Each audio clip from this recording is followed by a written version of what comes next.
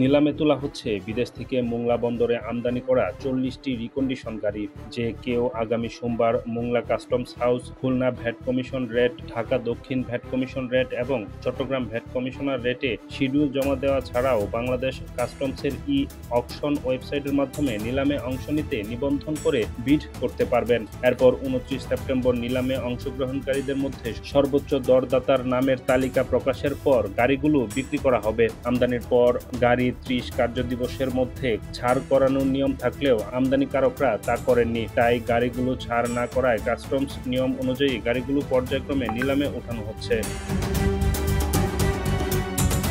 এ তথ্য জানিয়ে মোংলা কাস্টমস হাউজের সহকারী কমিশনার মোহাম্মদ রুবেল হাসান জানান, নিলামে ওঠা গাড়িগুলোর মধ্যে রয়েছে আইএস, ড্রামট্রাক, মাইক্রোসহ বিভিন্ন গাড়ি। আমদানির পর নির্দিষ্ট সময়ের মধ্যে ছাড় না হওয়ায় মোংলা কাস্টমস হাউজের গাড়িগুলো বিক্রির জন্য নিলামে তুলছে বলে জানান তিনি। এদিকে জানা যায়, মোংলা কাস্টমস হাউজের রাজস্ব আয়ের ৫২% আসে মোংলা বন্দর থেকে আমদানি করা গাড়ির শুল্ক থেকে। দীর্ঘদিন আমদানি করা গাড়ি বন্দরে পড়ে থাকলে শুল্ক আদায় ব্যাহত হয়। নিলাম প্রক্রিয়া চালু রাখলে গাড়ি বা অন্যান্য পণ্য রাখতে ব্যবসায়ীদের সুবিধার পাশাপাশি সঠিক সময়ে সরকারের রাজস্ব আদায় করা সম্ভব হবে।